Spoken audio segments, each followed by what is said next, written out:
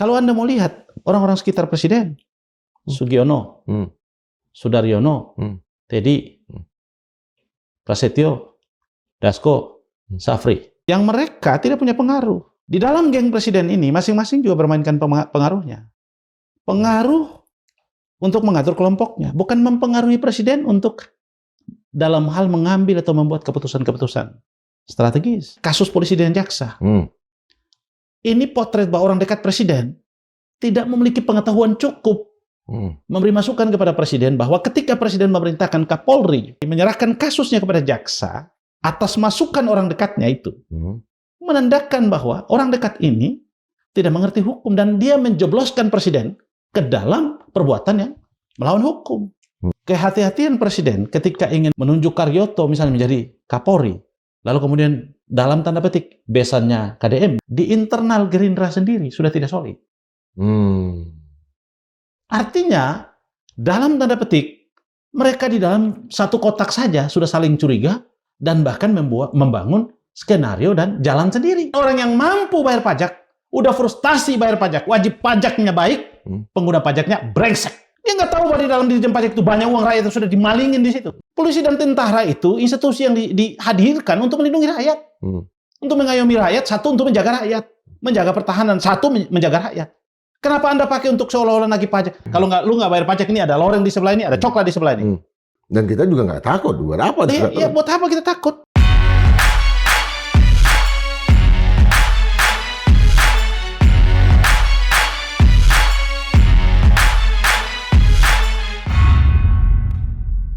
Sobat Madilog, dalam waktu yang singkat, Kepala BGN Nandi SD yang mengajukan surat permohonan pengunduran diri kepada Presiden Prabowo Subianto dengan alasan sakit.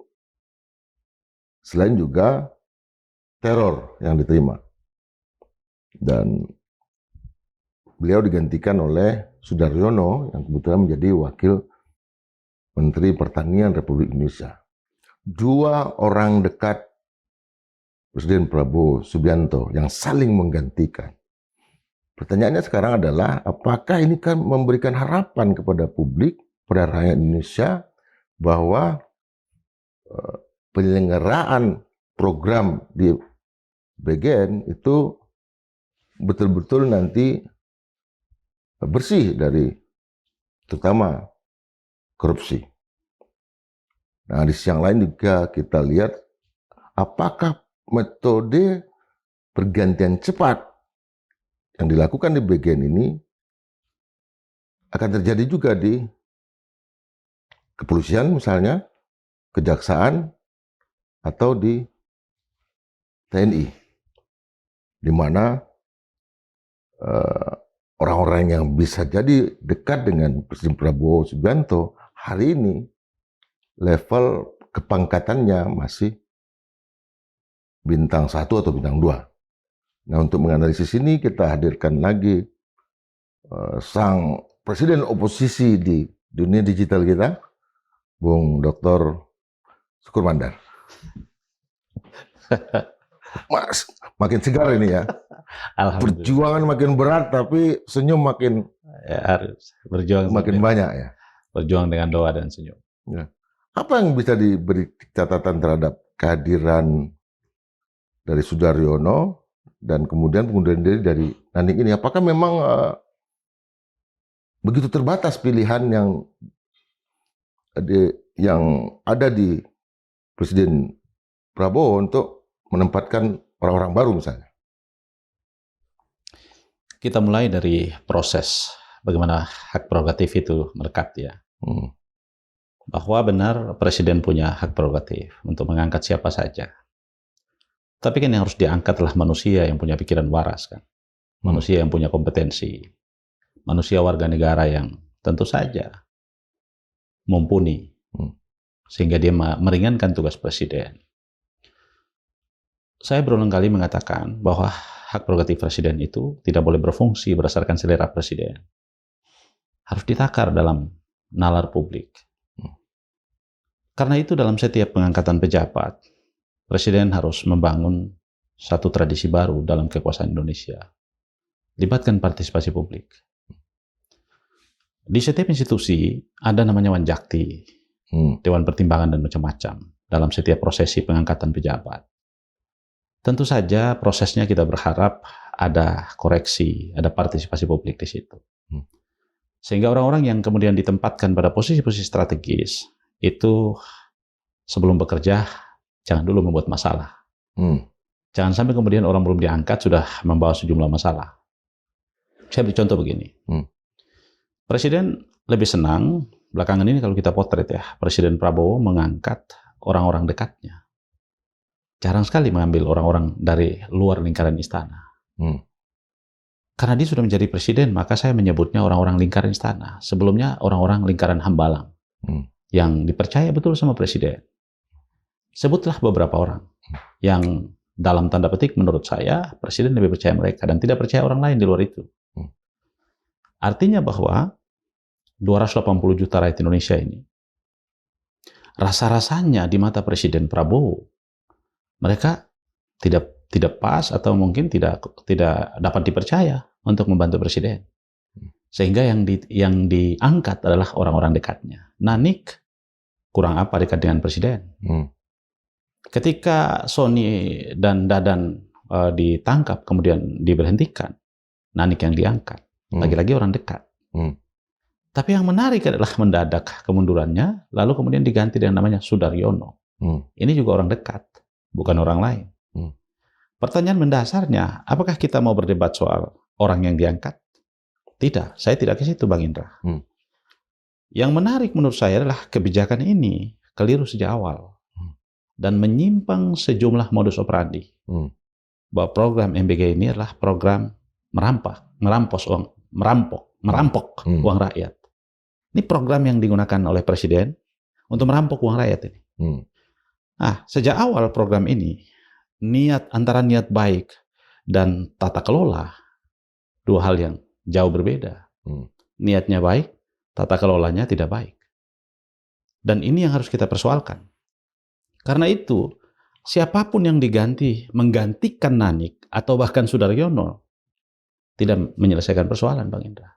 Yang kita persoalkan hari ini adalah kenapa ada dapur polisi, kenapa ada dapur partai, termasuk partainya Presiden, kenapa ada dapurnya TNI, kenapa ada yayasan, kenapa ada segala macam itu.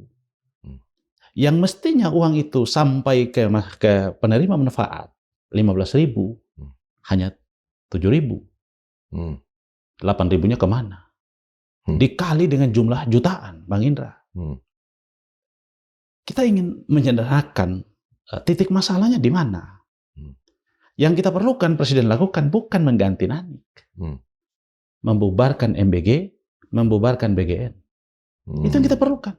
Lalu mengefisienkan kebijakan ini.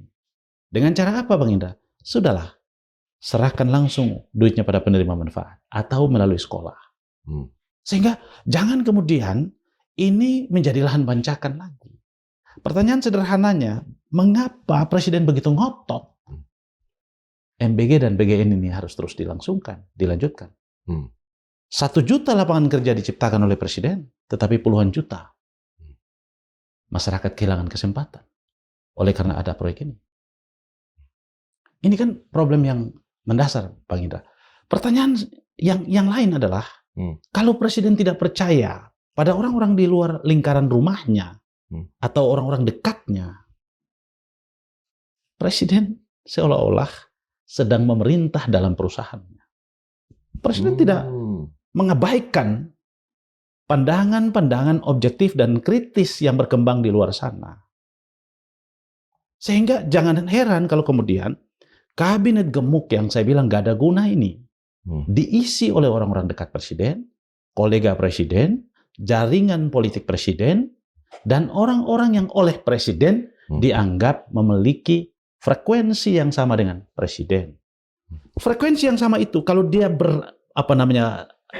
searah dengan kehendak rakyat, searah dengan tujuan negara, atau dia berpartisipasi mendorong kemakmuran rakyat, kita terima kasih sama Presiden.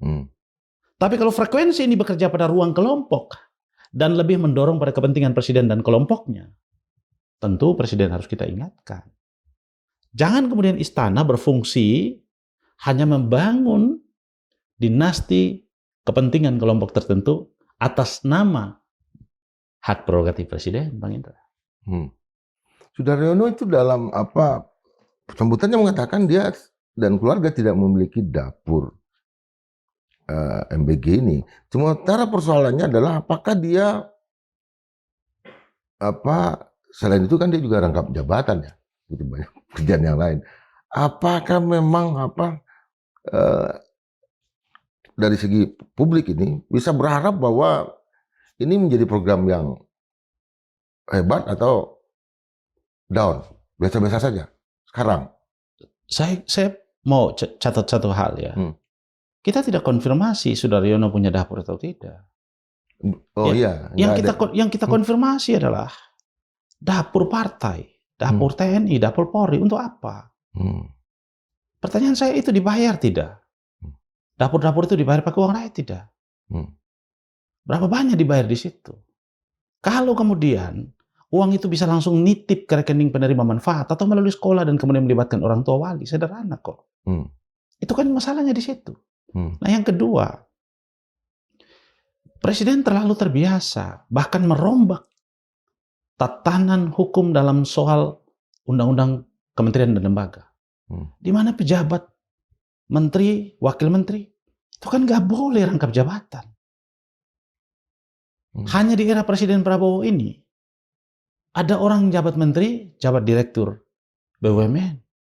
Ada orang jabat wakil menteri, jadi jabat komisaris BUMN. Jadi, apa yang mau kita potret, Bang Indra? Apa yang dilakukan Presiden ini? Menurut saya, jauh dari harapan, Bang Indra. Orang-orang sekitar Presiden ini ketika kita bersuara, mereka selalu mengatakan begini, kami ini mendukung Presiden. Kalau Anda pendukung Presiden, Anda saja tidak bisa didengarkan oleh Presiden. Anda orang-orang dekat saja tidak didengarkan Presiden. Oh, begitu ya? Loh, banyak orang-orang dekat yang tepuk dada, tapi kan faktanya tidak didengarkan Presiden. Presiden bekerja secara sendiri. Kalau Anda mau lihat orang-orang sekitar Presiden, Sugiono, Sudaryono, Teddy, Prasetyo, Dasko, Safri. Siapa lagi, Bang Indra? Orang ini yang keluar masuk istana aja dan ada di lingkaran istana. Selebihnya adalah partisan semua. Sub-sub ordinat di bawah itu. Yang mereka tidak punya pengaruh. Nah, di dalam geng Presiden ini masing-masing juga bermainkan pengaruhnya. Pengaruh untuk mengatur kelompoknya, bukan mempengaruhi Presiden untuk dalam hal mengambil atau membuat keputusan-keputusan strategis. Tidak.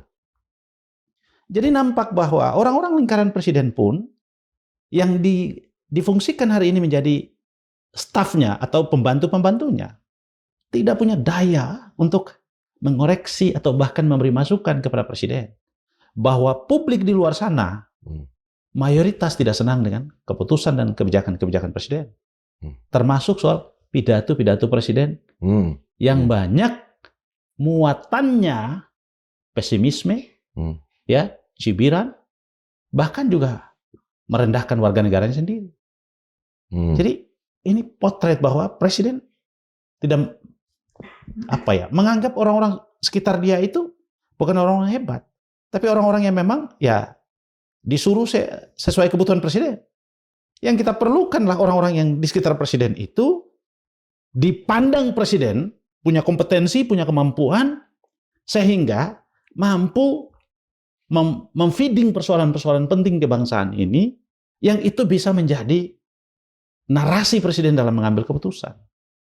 Dalam beberapa fakta, boleh kita lihat, kasus polisi dan jaksa. Ini potret bahwa orang dekat Presiden tidak memiliki pengetahuan cukup memberi masukan kepada Presiden bahwa ketika Presiden memerintahkan Kapolri, dalam tanda petik, tidak langsung ya, tidak dipublikasi, tidak resmi ya, tetapi informasi yang beredar jelas. Ada pertemuan itu, dikupas oleh beberapa podcast kan. Nah, bahwa ketika Presiden memerintahkan Kapolri menyerahkan kasusnya kepada jaksa atas masukan orang dekatnya itu, menandakan bahwa orang dekat ini tidak mengerti hukum dan dia menjebloskan Presiden ke dalam perbuatan yang melawan hukum. Jadi secara tidak langsung orang-orang dekat ini yang lebih dominan dan paling punya pengaruh bahkan punya kontribusi yang nyata merusak citra presiden. Bukan kita, bukan saya. Bukan kita yang kritik, bukan. Orang-orang dekat inilah yang merusak cara pandang presiden. Karena mereka menutup ruang interaksi istana dengan lingkungan yang terbatas. Mereka tidak ingin orang-orang baik bersinggungan atau bahkan bertemu dengan presiden untuk diskusi tentang persoalan-persoalan yang mendasar. Oleh karena itu banyak tokoh-tokoh yang rasional itu teriak di luar istana. Dan semua orang mengatakan tidak ada hope pada Presiden Prabowo. Karena presiden cuma mendengarkan orang-orang dekatnya. Kita ingin memerlukan presiden ketika misalnya ada orang yang berhenti dari jabatan-jabatan di sekitar presiden, termasuk BKN. Dia perlu membuat terobosan dong, ambil orang yang independen, masukin ke dalam. Tapi kan lagi-lagi menurut saya tidak menyelesaikan persoalan yang publik protes hari ini. Kenapa uang begitu banyak diambil kemudian diproyekkan dalam MBG dan lebih banyak commission fee-nya, lebih banyak keuntungannya dari proyek itu, lebih banyak belanjanya daripada sampai kepada penerima manfaat. Sementara yang dikorbankan adalah gaji guru, tenaga medis, dak daerah. Kemudian yang paling terancam depan mata adalah P3K, Bang Indra. 1 tahun ke depan, ribuan P3K di daerah akan tidak mampu dibiayai lagi. Karena Undang-Undang 21 tentang pembatasan belanja daerah itu. Itu akan mengancam orang yang sudah berpartisipasi puluhan tahun di Pemda daerah itu untuk tidak bekerja. Karena mereka bebannya dipikulkan oleh pada bupati dan gubernur. Jadi presiden harus berpikir pada soal ini. Lebih pada komprehensif. Jadi bukan soal kita tidak mempersoalkan MBG-nya. MBG-nya oke, tapi tata kelolanya dirubah dan tidak perlu lembaganya. Gitu. Kalau kita lihat juga informasi yang kita dapatkan dulu dalam kasus Febri ya. Ada informasi bahwa Kapolri akan ditangkap. Atau minimal diminta mengundurkan diri. Tapi persoalannya adalah presiden belum punya orang dekat untuk menggantikan Kapolri. Apakah juga metode orang dekat ini juga akan terjadi juga di lingkungan itu? Atau memang pilihannya adalah ketika orang dekatnya belum ada, maka institusi-institusi seperti itu dibiarkan saja. Sekalipun kualitas kepemimpinan, katakanlah di masing-masing institusi, itu minimal sama sekali. Sangat disayangkan ya kalau kemudian presiden dalam tanda petik merasa sekian banyak polisi hebat-hebat itu. Yang baik-baik ya, tentu saja. Yang nakal kan sudah terpotret semua itu. Tapi kan ada polisi-polisi yang masih bersih di dalam. Kalau memang dia benar-benar memastikan bahwa dia ingin Kapolri yang benar-benar bersih, ya tentu saja mungkin dia bisa bypass atau mungkin proses seleksinya lebih terbuka di internal Polri, melibatkan internal, kemudian sebuah seleksi yang baik, lalu kemudian dari hasil itu dia bisa ambil. Dia nggak boleh menggunakan pendekatan politik dalam mengangkat Kapolri. Karena Kapolri ini lembaga penegak hukum. Kalau kemudian dia menggunakan pendekatan politik, artinya ada persepsi bahwa presiden sewaktu-waktu bisa mengendalikan hukum. Dan itu yang terjadi. Lah kita berharap, ini kan kita bicara dalam konteks bernegara. Kita ingin semua institusi penegak hukum itu independen berdiri. Tegak kepalanya. Termasuk terhadap presiden. Kalau dia bersalah sekalipun mungkin bisa dipanggil. Kan negara-negara yang maju demokrasinya, hukumnya baik. Nggak ada urusan tuh. Korea Selatan presiden aktif juga dipanggil, dimasukkan penjara. Nggak ada masalah.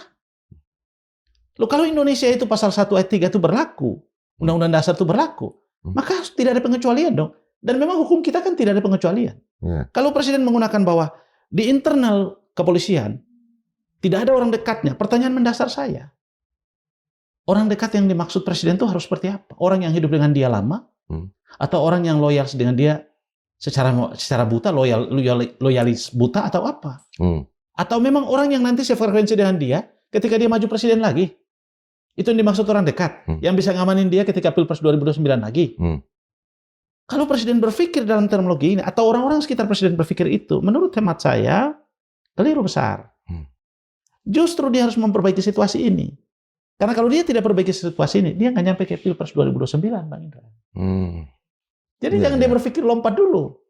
Selesaikan tugas di mana rakyat yang sedang tertekan dalam kondisi ekonomi ini, PHK makin banyak, kelompok menengah jatuh, ya, kemiskinan ya masif semakin tambah, ya tadinya udah kelas bawah ini sekarang kelas menengah, jatuh. Ini harus dibereskan dulu Pak Presiden. Kalau Presiden mampu membereskan ini, baru dia bermimpi itu 2009. Kalau ini tidak mampu dibereskan Presiden, nggak usah bermimpi 2009. Skema 2029 ini kan kita dengar ya dari banyak narasumber yang dekat dengan lingkungan Presiden, itu membebani kepala. Contohnya kita sebut lagi, Karyoto katanya mau jadi calon Kapolri. Tapi masalahnya dia adalah besan dari Deddy Mulyadi. KDM. Ya. Dan ini menjadi satu pertimbangan yang sebetulnya seperti tadi itu pertimbangan politik yang mestinya nggak masuk. Apakah memang skema itu yang ditakutin oleh Presiden? Bahwa Karyoto kalau jadi Kapolri, dia akan sangat mendukung KDM misalnya yang sudah basisnya sangat luas di Jawa Barat. Apa yang terjadi? Elit kita sudah bicara Pilpres 2029. Pada umumnya, mereka sudah persiapkan diri. Mereka tidak membayangkan bahwa TPS akan kosong itu. Rakyat hari ini sedang marah besar, Bang Indra. Mereka menganggap pemilu itu sebuah proses legitimasi palsu yang diperoleh dan kemudian mereka terus melanggengkan kekuasaan. Kalau perbaikan-perbaikan dalam reformasi atau revolusi politik dan kepemiluan kita tidak dilakukan oleh Presiden, saya yakin betul TPS perlahan akan kosong. Ada krisis legitimasi yang serius di 2029. Kalau kemudian hari ini mereka hanya berpikir Pilpres, saya justru berpikir sebaliknya. Orang-orang ini dia tidak menyadari bahwa ada something, ada sesuatu yang luar biasa bahaya. Ada ancaman kedaulatan dalam pemilu. Di mana rakyat tidak akan mau menggunakan hak pilihnya dan memilih orang-orang yang menurut dia dalam tanda petik rusak moralnya, atau dia tidak komitmen, tidak jujur pada tugas dan tanggung jawab ketika diembankan amanah, ketika diberikan amanah. Bayangan saya, ancaman seriusnya adalah TPS kosong. Kenapa TPS kosong? Orang tidak mau lagi memilih. Karena ketika dia memilih, dia menaruh harapan bahwa Republik ini akan baik di tangan orang yang dia pilih. Fakta dari tahun ke tahun, pemilu ternyata pilihan-pilihan yang dipilih itu tidak memberikan dampak apa-apa terhadap kehidupan mereka, Bang. Nah, kalau kemudian kita mau kembali ke topik yang dibilang Bang Indra, bahwa kehati-hatian Presiden ketika ingin misalnya menunjuk Karyoto misalnya menjadi Kapolri, lalu kemudian dalam tanda petik besannya KDM misalnya. Kalkulasi Presiden ini atau kalkulasi orang sekitar Presiden ini menunjukkan bahwa di internal Gerindra sendiri sudah tidak solid. Artinya, dalam tanda petik, mereka di dalam satu kotak saja sudah saling curiga dan bahkan membangun skenario dan jalan sendiri. Karena KDM Gerindra ya? KDM Gerindra dan KDM jadi gubernur ada kontribusi Prabowo. Nah, tapi mereka juga tahu bahwa faktanya KDM adalah seorang gubernur yang menurut mereka dalam tanda petik terlalu jujur mungkin dengan rakyat, bekerja terlalu serius, baik dengan rakyat, sehingga mungkin tidak sehaluan dengan mereka. Atau mungkin dipandang KDM punya potensi untuk menjadi calon presiden misalnya. Ya, ini semua kemungkinan itu terbuka. Tetapi bagi saya, kalau kita diskusi soal siapa jadi presiden hari ini, rakyat akan marah sama kita. Nah, tetapi elit hari ini sudah mempersiapkan itu. Nah, yang menarik kan soal presiden memberi tempat duduk pada wakil presiden yang tidak pada biasanya. Ya. Kan itu menarik tuh. Artinya bahwa presiden mungkin mengirim pesan pada Solo bahwa lu jangan macam-macam lagi sama gua. Gua nggak akan kasih tempat lu di sini. Kan itu pesan yang bisa tersirat itu. Bahwa hubungan yang mesra antara Presiden Prabowo dengan mantan Presiden Jokowi terancam pelan-pelan erosi itu, abrasi itu, pelan-pelan berkurang itu, menunjukkan retak, pelan-pelan retak. Nah, kalau keretakan Presiden Prabowo dengan mantan Presiden Jokowi ini terungkap ke permukaan dengan bahasa tubuh di mana Wapres tidak diberi tempat duduk sebagaimana mestinya, sejajar dengan para Menko, satu, ini sebuah peristiwa yang tidak lazim. Saya mau mengatakan ini bukan soal Gibran, Bang Indra. Presiden harus segera mengganti orang-orang sekitarnya.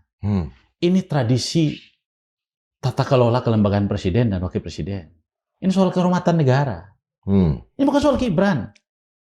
Ada protokolnya. Undang-Undang 19 itu mengatur tentang posisi duduknya. Bagaimana protokolnya? Undang-Undang 11 ya? Ada 19 itu mengatur tentang protokolnya, posisi duduknya dan lain-lain. Siapa dulu, kemudian siapa dulu, dan duduknya di mana, dan itu sudah berlangsung puluhan tahun. Mereka boleh berbeda pandangan setajam apapun, tapi saya bilang sekali lagi, di ruang publik jangan perlihatkan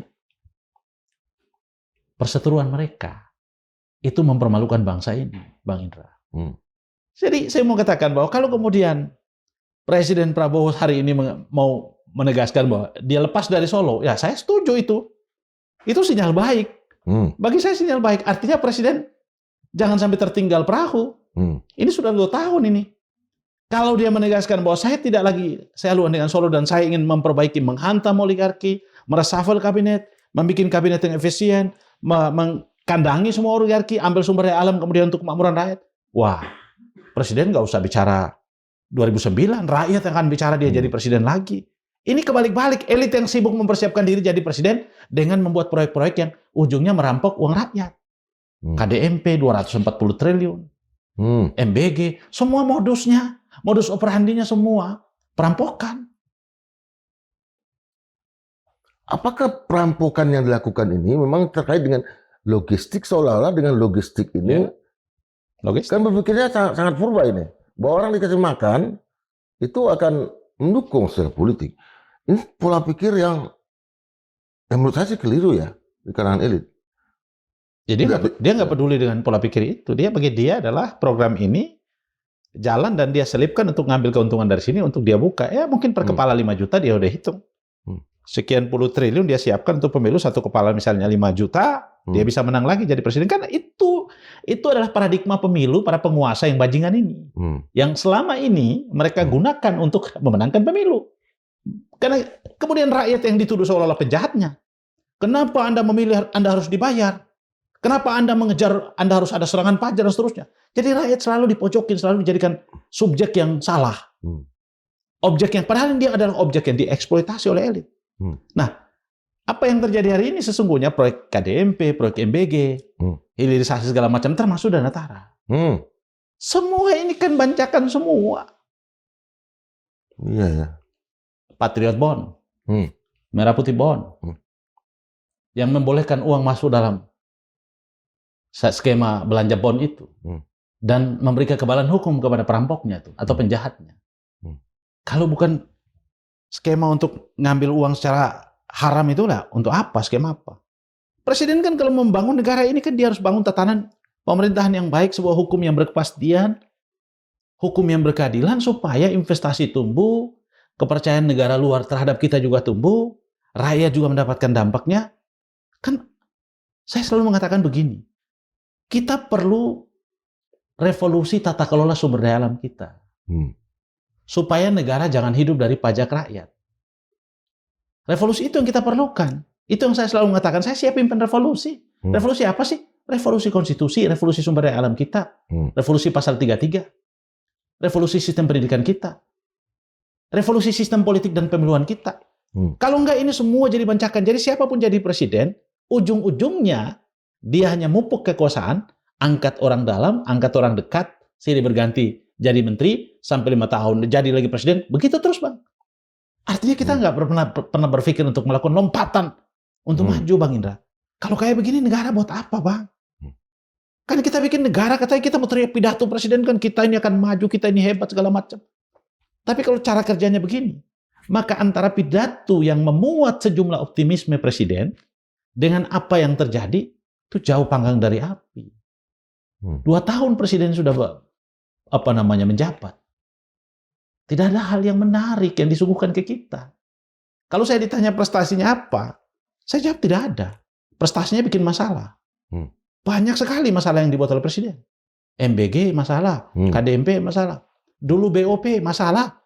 Karena sudah dilupakan, mereka lupa. Ketika kita protes, presiden mulai jalan belakang. Supaya komunikasi dengan Israel.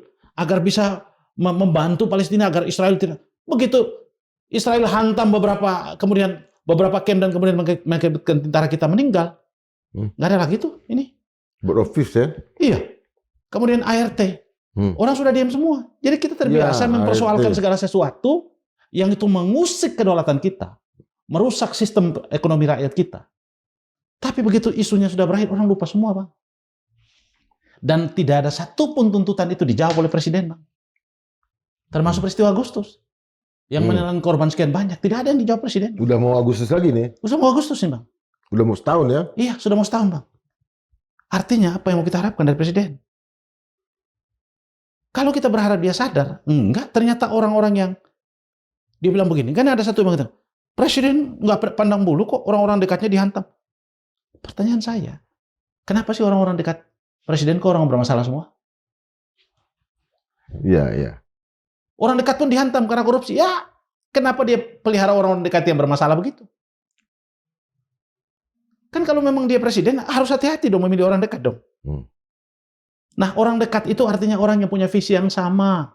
Jangan diterjemahkan dalam pendekatan politik. Dekat dengan presiden artinya punya visi yang sama. Kalau kita mau jujur dalam kabinet presiden hari ini, 80-85% mereka tidak dekat dengan presiden kok. Mereka tidak punya visi sama dengan presiden, masing-masing punya agenda kok.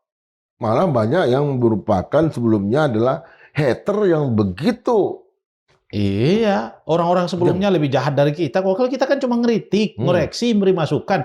Orang-orang sebelumnya malah menuduh Prabowo itu penjahat HAM lah, segala macem lah. Yang akhirnya duduk kabinet hari ini kok.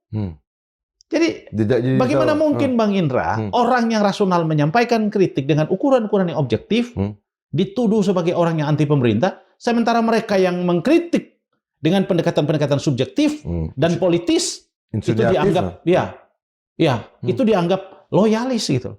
Yang hari ini mereka duduk di kabinet. Karena mereka menggonggong ya? Iya, karena kemudian mereka koalisi. Jadi kita memang bangsa yang sakit.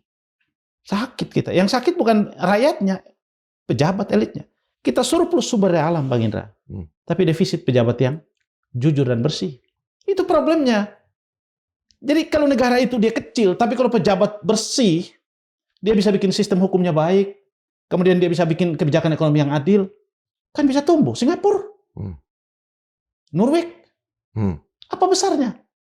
Saya bicara tentang itu terus ada pendukung presiden. Oh, Bang Syukur Mandar salah. Semua negara maju tuh bergantung pada pajak. Memang negara maju bergantung pada pajak, benar. Finlandia, Denmark, Norway, semua 52% bahkan. Tapi pendidikannya gratis, kesehatannya gratis, public service-nya gratis. Orang hidup udah enak, nggak ada beban lagi. Di sini, kaya raya, bayar pajak masyarakat, hidup menderita, kesehatan habis-habisan, pendidikan mahal, public service-nya semua berbayar. Kemerdekaan kita di mana? Upacara, Bang. Kemerdekaan itu hanya upacara, Bang. Yang realnya nggak ada, Bang. Yang merdeka ya mereka. Kita terus dibebani pajak sampai Babinsa sama polisi di desa dilibatkan untuk dikoordinasi. Saya mau tanya, apa yang dikoordinasi sama polisi sama tentara, Bang? Soal pajak, Bang. Apa, Bang? Ini kan koordinasi dalam MBG kan terjadi nih. Gini loh. Sebenarnya sederhananya itu, mau pakai polisi sama tentara nakut-nakuti rakyat. Emang polisi sama tentara dihadirkan di keberadaannya untuk nakut-nakuti rakyat. Dan kita juga nggak takut. Buat apa? Iya, buat apa kita takut? Polisi dan tentara itu institusi yang dihadirkan untuk melindungi rakyat. Untuk mengayomi rakyat, satu untuk menjaga rakyat. Menjaga pertahanan, satu menjaga rakyat. Kenapa Anda pakai untuk seolah-olah nagih pajak? Loh, gini loh, logika menagih itu sama dengan mendatangi orang. Lu bayar pajak nggak? Kalau lu nggak bayar pajak, ini ada loreng di sebelah ini, ada coklat di sebelah ini. Lu mau bayar pajak nggak, Bang Indra? Kalau lu nggak bayar pajak, ayo. Kasih tahu dia. Ada senjata ini. Ada senjata nih. Kan logikanya begitu. Kemudian dihantam baru, nggak usah Dirjen Pajak gayanya kayak kalah presiden Dirjen Pajak ini hebat dia. Jangan digoreng-goreng. Dia nggak ngerti bahwa kewajiban warga negara. Kenapa orang frustasi nggak bayar pajak? Tambah miskin, kehilangan pekerjaan. Dan orang yang mampu bayar pajak, udah frustasi bayar pajak, wajib pajaknya baik, pengguna pajaknya brengsek. Nggak ngerti orang itu. Orang bayar pajak, tapi dikorupsi. Ya itu wajib pajaknya orang baik, pengguna pajaknya brengsek. korupsi kan. Terus Dirjen Pajak gagahan sok-sok. Dia nggak tahu bahwa di dalam Dirjen Pajak itu banyak uang rakyat yang sudah dimalingin di situ. Dari kasus-kasus sebelumnya tuh banyak sekali tentang kasus tuh. Terus kita mau pungkiri apa? Nah itu persoalan negara harus evaluasi diri. Kenapa penerimaan pajak menurun? Kenapa? Artinya ada kemiskinan yang tercipta, kemiskinan baru tercipta karena ada pengangguran baru. Pengangguran terbuka kita sekarang ini lebih dari 50 juta, Bang. Waduh. Kelompok menengah, Bang. Setiap tahun ada wisuda perguruan tinggi, Bang. Mau bawa map ngelamar kemana, Bang? Semua BUMN ini nggak bisa nerima, perusahaan-perusahaan swasta gulung tikar banyak, Bang. Ngelamar kemana orang-orang yang kita sekolahkan ini, Bang? Lalu Anda bilang negara dalam keadaan baik-baik saja? Iya. Ketika kita lihat bahwa begitu banyak sebelumnya ya orang-orang yang begitu sadis lah terhadap Presiden Prabowo Subianto sebelum menjadi presiden, itu dipakai dalam pemerintahan dan segala macam. Dan pada kenyataannya hari ini juga circle presiden lah yang mau ditempatkan di posisi-posisi penting, tetapi jumlahnya juga makin berkurang. Itu seolah-olah suasana krisis yang diciptakan, kita tidak punya leadership, bangsa ini nggak ada leader baru dan segala macam, bahwa bonus demografi itu cuma omong kosong, bahwa kemajuan di bidang pendidikan, teknologi, ilmu pengetahuan dan segala macam tidak memberikan efek terhadap munculnya pemimpin baru. Ini kan hopeless akhirnya. Tercipta dari elit politik yang seperti ini. Apa yang mau terjadi nanti? Benturan seperti apa? Bang, polybag untuk nanam bibit itu udah busuk, Bang. Polybag itu namanya pemilu, Bang. Ada partai di sana yang ngegodok kader jadi presiden, jadi bupati, wali kota. Kemudian masuk ke pemilu. Polybagnya ini udah busuk, Bang. Kita masukin tanaman, dia tumbuh tapi busuk, Bang. Tapi tanaman busuknya tumbuh, itu yang kita heran gitu. Karena dia memanfaatkan situasi untuk kemudian mendapatkan kesempatan kan. Nah, kalau abang bicara visi masa depan, kita ingin seorang presiden kan menawarkan masa depannya. Ketika dia pidato, ada optimisme yang terpancar ke dalam sanubari rakyat. Rakyat begitu, wah, he is my presiden. Kan kira-kira begitu, Bang. Wow, itu gua banget. Oh, gua banget ini. Superhero. Presidennya keren pidatonya. Sama seperti beberapa presiden luar yang bicara tentang, ya kan? Nah, tapi begitu Anda lihat presiden menafsirkan visinya sendiri dengan caranya sendiri. Bang, ada Universitas Indonesia, ada Gajah Mada, ada ITB, ada kampus-kampus hebat di Indonesia. Mereka ini sedang pusing karena banyak calon mahasiswa yang mendaftar, sudah lulus, tidak bisa mendaftar. Nggak punya duit. Mereka pusing cari duit karena dia harus mandiri. Tiba-tiba presiden dirikan Universitas Republik Indonesia, Bang. Abang udah dengar belum? Belum. Kemudian melantik gubernurnya di istana, Bang. Astaga. Gubernur Universitas Republik Indonesia, Bang. Ada wakil gubernur Universitas Republik Indonesia. Hah? Belum dengar itu. Baca, Bang. Ada gubernur Universitas Republik Indonesia, Bang. Terus gubernurnya pidato. Presiden konsen pada sumber daya manusia dalam membangun pendidikan. Pidato gubernur terus gua liatin, Bang. Ya Allah. Ya Allah. Kata Bunda Kora, ya Allah, ya Allah, ya Allah. Kayak hanya mereka yang pintar gitu loh, Bang. Kita nggak kurang kampus. Dulu dia bikin sesuatu. Sekolah rakyat. Kasih pakai dasi, kasih pakai jas. Anak-anak itu supaya kelihatan gagah. Pendidikan tidak diukur dari situ. Bung Hatta dulu nggak tahu sekolah di mana, Bang. Iya, iya. Bung Karno sekolah di mana, tapi kok hebat, gagah, pintar begitu. Sekolah dengan dikejar-kejar orang juga masih pintar, gagah. Yang kita perlukan mentalitasnya. Kecerdasannya itu kan. Tiba-tiba dia bikin universitas. Kan pasti suntik lagi dari negara dong. Ini diberi nama Universitas Republik Indonesia, Bang. Angkat gubernurnya. Kira nggak?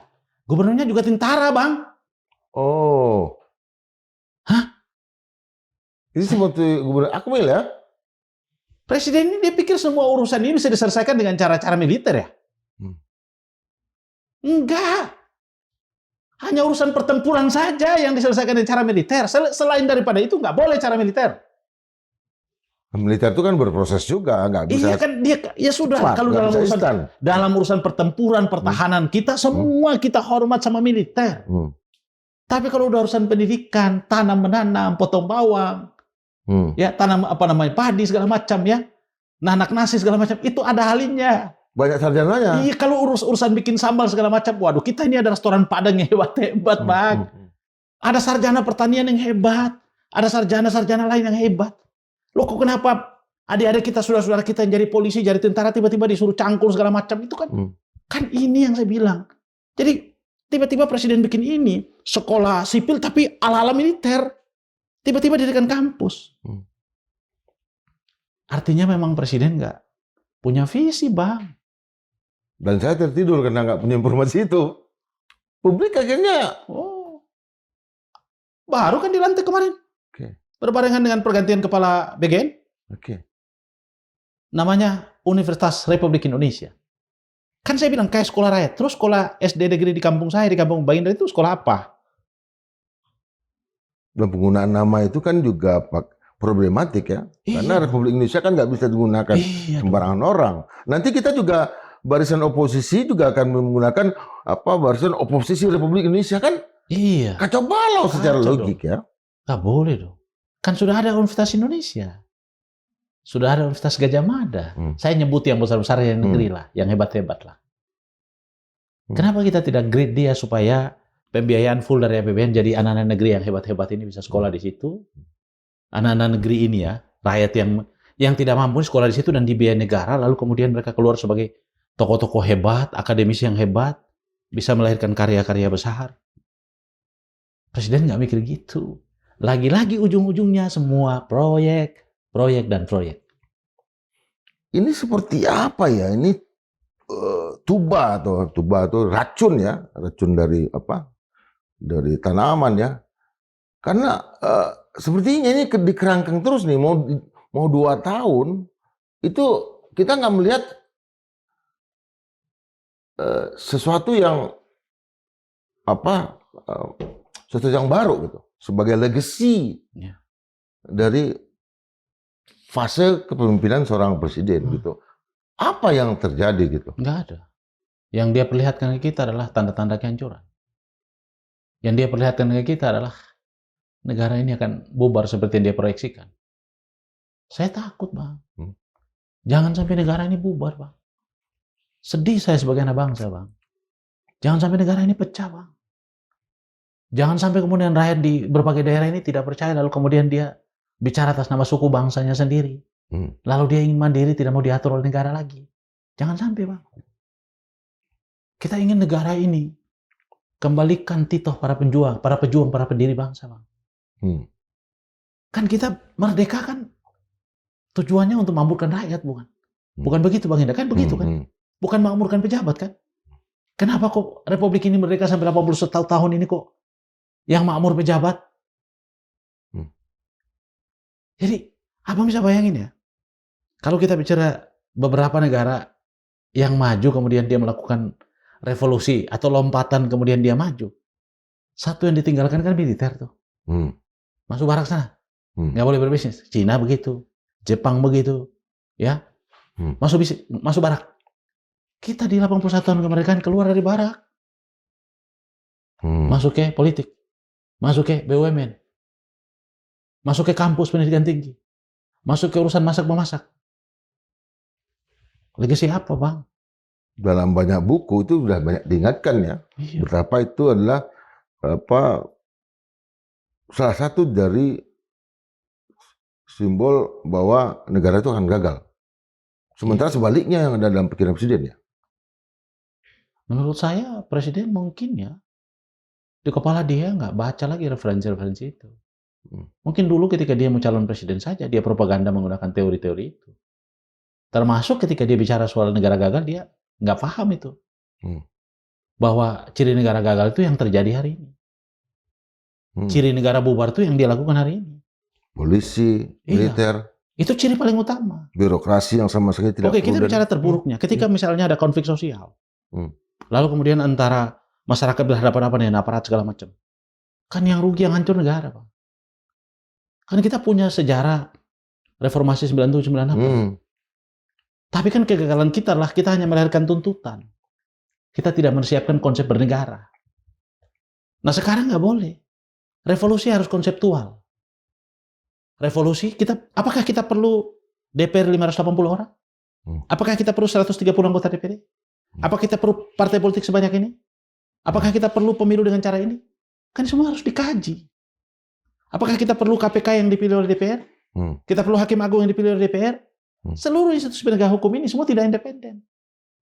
Bayangkan, dan seluruh proses pengangkatan pejabat di setiap komisioner itu rata-rata tidak independen.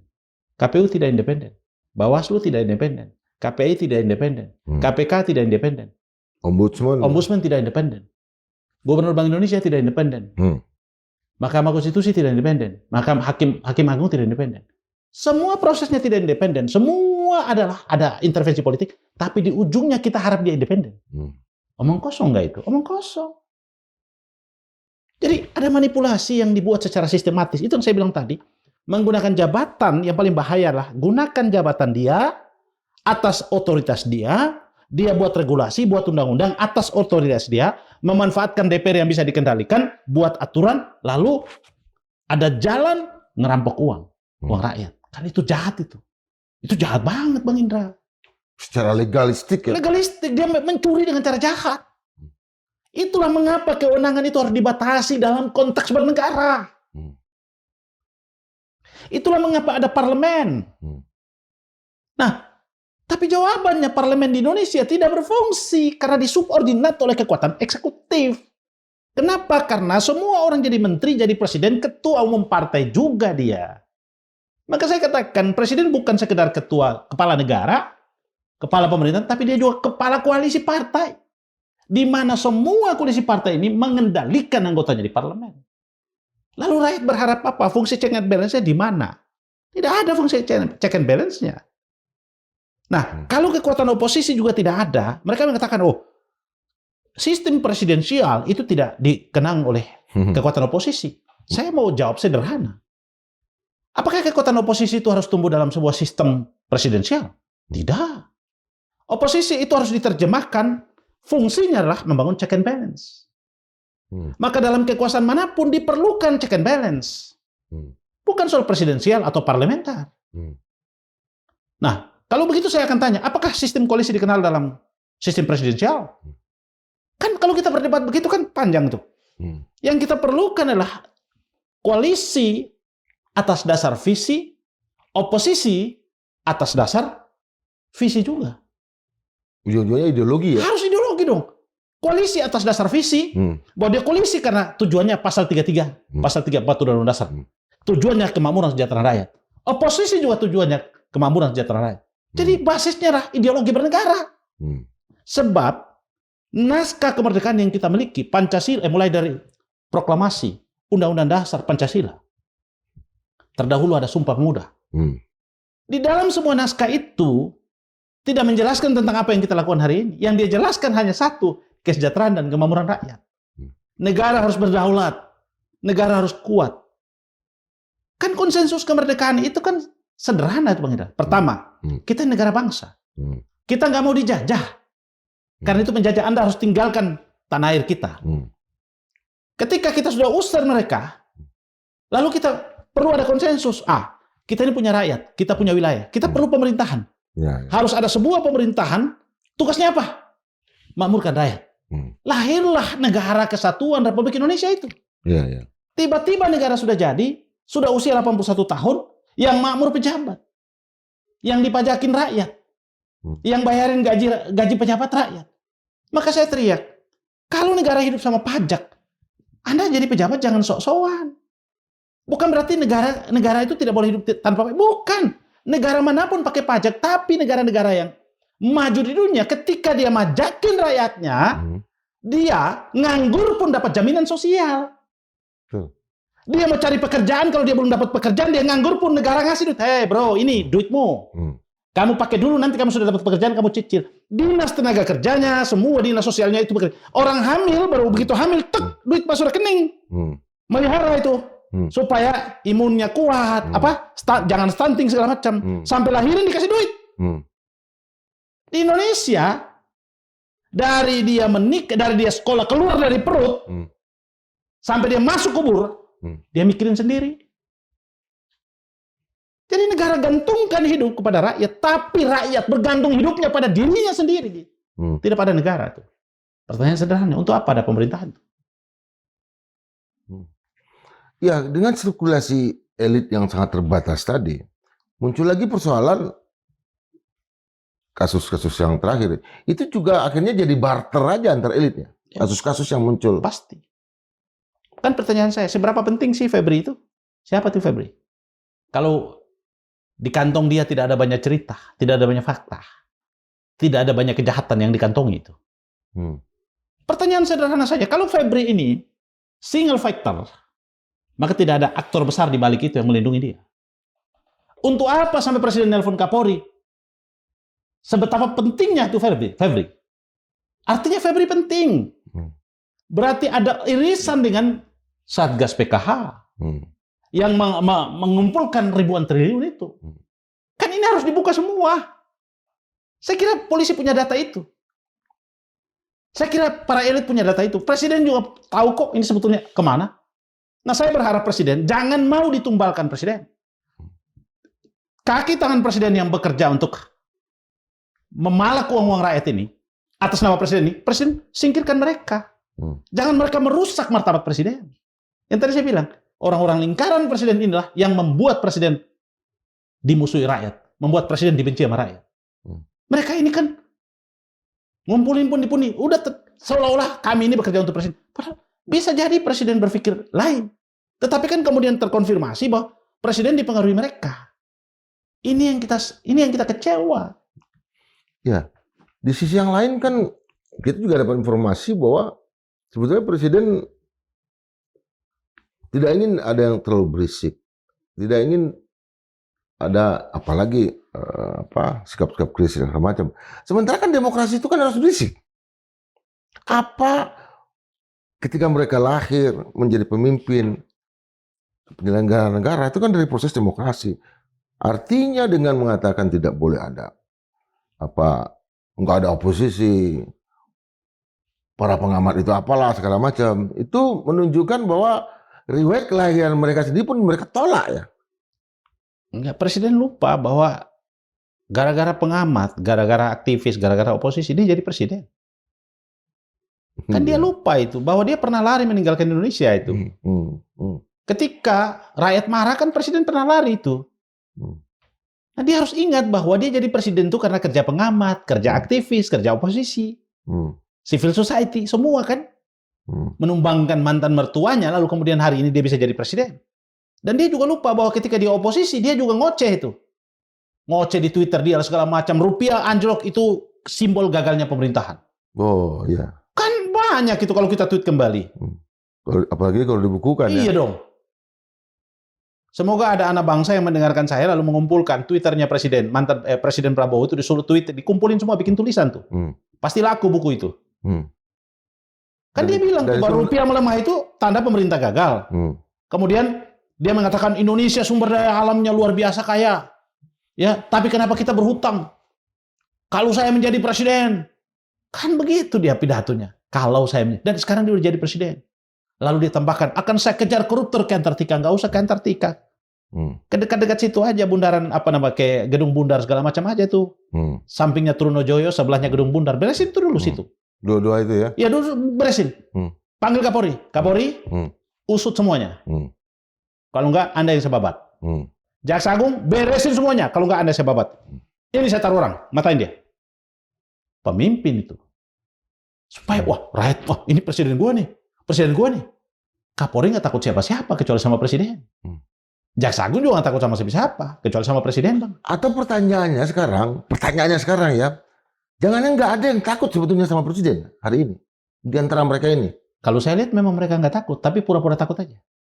Di hadapan presiden siap-siap aja tuh, tapi di belakang presiden kan yang terjadi lain. Kan saya bilang di awal, pernah saya sampaikan di sini, kalau mereka takut sama presiden, mereka tidak bertikai di ruang publik. Pertikaian mereka itu kan mempermalukan presiden. Itu jelas bahwa mereka tidak takut sama presiden. Nah, karena ini sudah terjadi, presiden tunjukkan dong, gua ini presiden by konstitusi. Kalau Anda nggak takut sama saya sikat Anda. Rakyat akan dukung presiden. Mulai dari reshuffle dulu, jangan reshuffle-nya kayak comot satu, pindahin sini, ambil dari sini, buang di sini, pindahin ke sini, buang di sini, pindahin ke sini. Jadi dia nggak reshuffle, dia tukar posisi, Bang. Mutasi, bukan reshuffle. Kalau reshuffle itu kan basisnya kinerja. Tapi dia mutasi ini cuma ya. Jadi presiden ini memang dalam 2 tahun ini kita harus bilang bahwa memang dia gagal konsolidasi kebijakan sendiri. Nah kita lihat nih tahun-tahun awal tahun ketiga nih. Karena kalau tahun ketiga udah bicara pemilu, nah pasti Bang. Berarti kita tidak punya banyak harapan ya terhadap pidato progres menjelang. Biasanya kan dulu kan 16 Agustus, saya udah nggak tahu lagi ya apa yang disebut dengan pidato kenegaraan hari ini. Karena terlalu banyak pidato dan apalagi pidato tanpa teks yang kita tahu semua itu apa memunculkan justru apa kesakusu di publik ya. Apa harapannya Bung Mandar ini? Ya kalau harapan saya dia jangan pidato lagi. Jangan rakyat tambah frustasi. Kalau dia semakin banyak pidato, rakyat tambah frustasi. Jadi netizen tuh mengatakan begini, kalau Presiden Prabowo pidato, itu kiamat maju 1 hari, Bang. Iya. Jadi ada yang bikin parodi gitu, pindahin mic sama podium dari presiden itu. Bayangin netizen kita sampai sudah kayak gitu tuh. Artinya presiden harus berbenah. Kita sangat amat menghormati presiden, karena itu tolong berbenah. Dengarkan suara-suara kritis di luar kabinet, di luar istana. Kami lebih jujur melihat masalah. Orang-orang yang muji presiden itu karena dia dapat kue di situ, dia dapat kenikmatan dari titisan presiden, dari kekuasaan presiden. Sehingga dia wajib membabi buta membela. Tapi kami yang bicara ini, jujur apa adanya. Presiden boleh mengirim orang ngecek saya tidak dimotivasi siapapun, saya tidak didukung oleh siapapun. Saya seorang diri, dan saya dirikan gerakan oposisi Bang Indra, basisnya ada teman-teman yang media sosial saja. Dan saya katakan pada mereka, tidak boleh ada warna di sini. Semua warna kita merah putih, dan kita bicara tentang Indonesia baru. Organik ya? Organik. Nanti Bang Indra akan saya undang di konferensi 81 tahun kemerdekaan sebagai salah satu narasumber. Kita harus rekonstruksi ulang konsensus kemerdekaan kita ini. Kalau enggak, kemerdekaan ini hanya upacara. Itu pernyataan keras saya, Bang Indra. Oke, Bung Mandar. Sobat Madilog, ini adalah momen kemerdekaan nanti ya, adalah satu yang sangat krusial. Di mana dipertaruhkan legasi apa yang sudah dicapai oleh negara ini dalam usia kemerdekaannya, dan terutama apa yang mau disampaikan sebagai progress report kinerja pemerintahan, bukan saja oleh seorang presiden, tetapi oleh masing-masing anggota kabinet misalnya, anggota DPR, segala macam. Tetapi yang publik dapat hari ini, ya seperti kita lihat, hanya seperti seolah-olah ada pergeseran, seolah ada konflik dan segala macam, tetapi suasananya happy-happy saja. Sementara di dasar masyarakat kita di level ya semuanya jangan-jangan udah menjadi kelas bawah ya, kecuali yang menjadi penyelenggara negara. Karena siapapun yang menjadi warga negara hari ini tahu betul bahwa apalagi dengan komunikasi ya, pagi-pagi ada yang token, nggak ada ongkos dan segala macam, sampai malam hari belum makan, pasti ada di alat komunikasi kita masing-masing. Artinya tidak ada sama sekali perlindungan dari negara kemana orang-orang ini meminta bantuan. Sebagai itu, dan sampai jumpa dalam edisi berikutnya.